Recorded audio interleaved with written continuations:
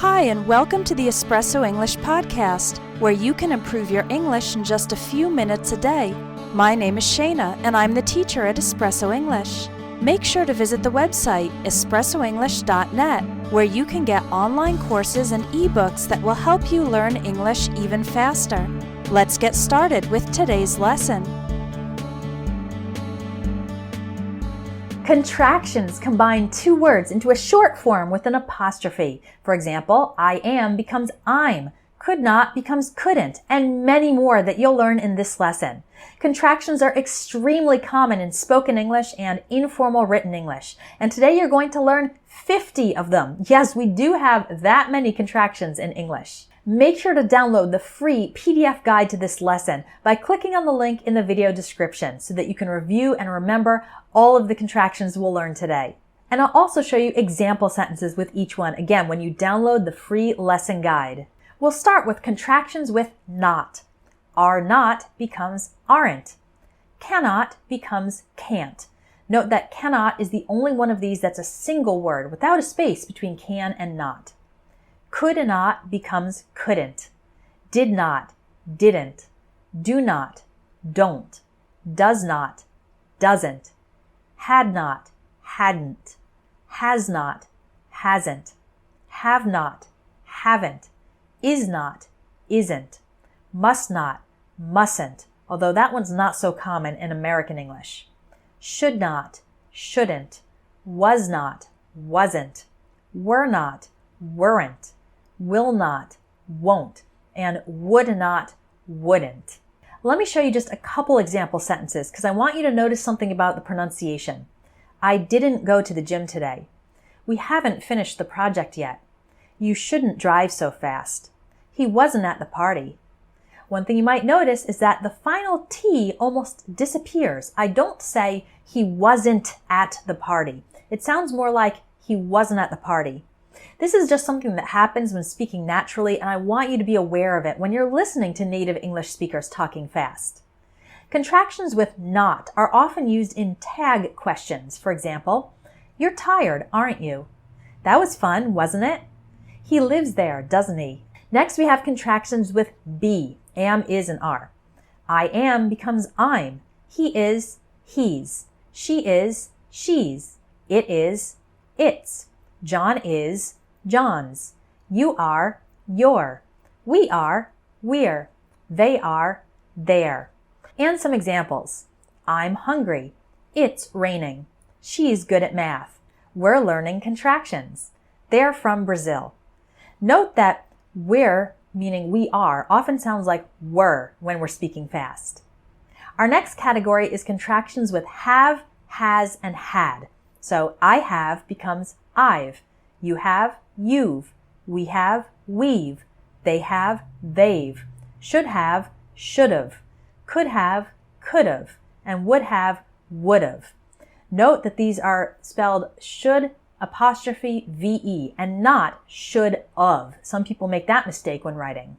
With has, he has, he's. She has, she's.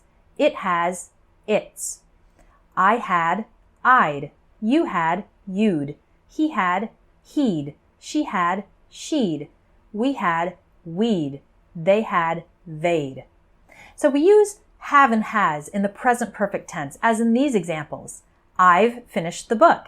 You've been working hard. She's already eaten dinner. He's been sick all week. We're going to be late. We should have left earlier. We do not form the contraction if have, has, or had is the main verb of the sentence, meaning possession. So we don't say, I've a dog. We say, I have a dog. We only use the contraction when have, has, or had is acting as a helping verb. Here's another example. He has an old car. There, has is the main verb, so we do not make it into the short form. But when it's a helping verb, we can. He's been driving that car for 20 years, meaning he has been driving. Another example, main verb. We had a good time last night. Helping verb. We helped him because we'd promised to do so. We had promised. Main verb. The pharmacy should have that medicine. Helping verb. You should have apologized for being rude. That should have apologized. The main verb is apologized, and have is just helping it. You might notice that she's could be she is or she has. How can you know which one? We look at the whole sentence. If it's followed by an ing verb or by an adjective or noun, that means she is. She's preparing a lesson means she is preparing. She's a teacher means she is a teacher. She's busy means she is busy. But if it's followed by a past participle, that means she has. So she's told everyone the news means she has told. She's been planning her vacation means she has been planning her vacation. We use contractions with had in the past perfect tense, as in these examples. By the time I arrived, he'd already left. We'd been thinking about selling our house, but we changed our minds. They said they'd gotten a dog. When it comes to contractions with will, a lot of these sound a bit different when spoken fast, as you'll see in the example sentences. So, I will becomes I'll, but it often sounds like I'll. You will becomes you'll. He will becomes he'll, but it often sounds like he'll. She will becomes she'll, but it often sounds like she'll. It will becomes it'll.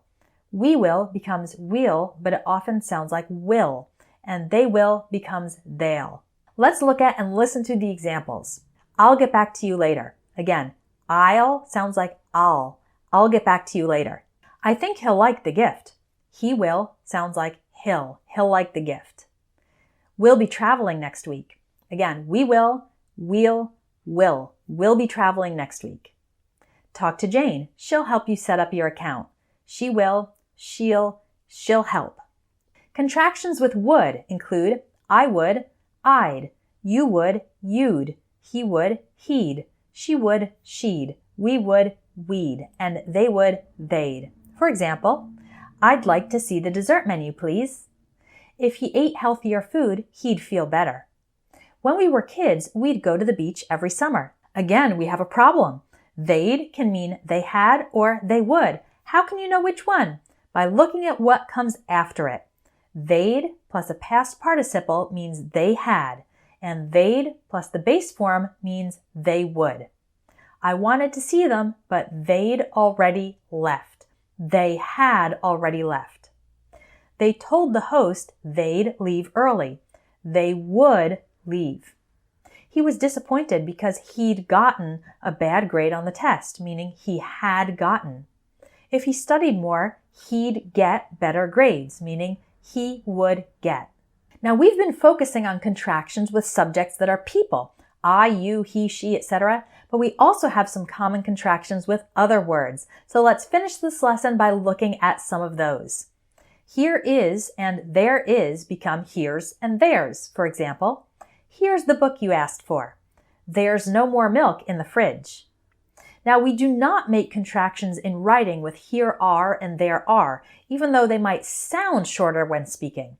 Here are the magazines you asked for. There are no more eggs in the fridge. But when writing them, always here are and there are. That is becomes that's, and that would becomes that'd, but it sounds more like that when we're speaking fast. You got promoted? That's great. If you can pick up some groceries on your way home from work, that'd be helpful. This will and that will become this'll and that'll. This'll be the first time my son travels by himself. She wants to make all the decorations by hand, but I think that'll take too long. We also see a lot of contractions with question words. So, what is or what has becomes what's. What's your name? What's he been doing lately? Where is becomes where's. Where's the nearest gas station? Where did becomes where'd. Where'd you go last night? When is becomes when's. When's your birthday? When's a good time for a meeting? Who is or who has becomes whose. Who's the best student in the class?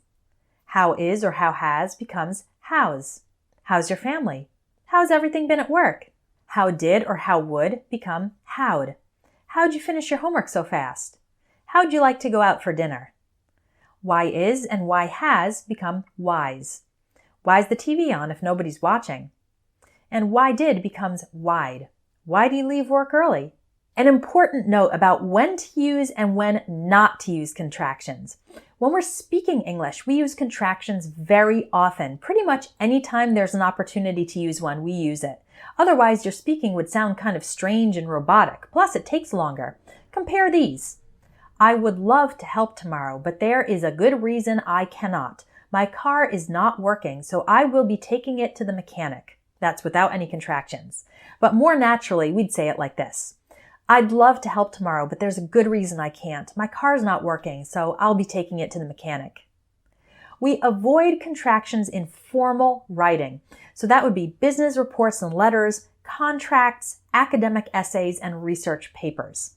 We can use contractions in informal writing, casual emails, blog posts, social media posts and comments, text messages, etc.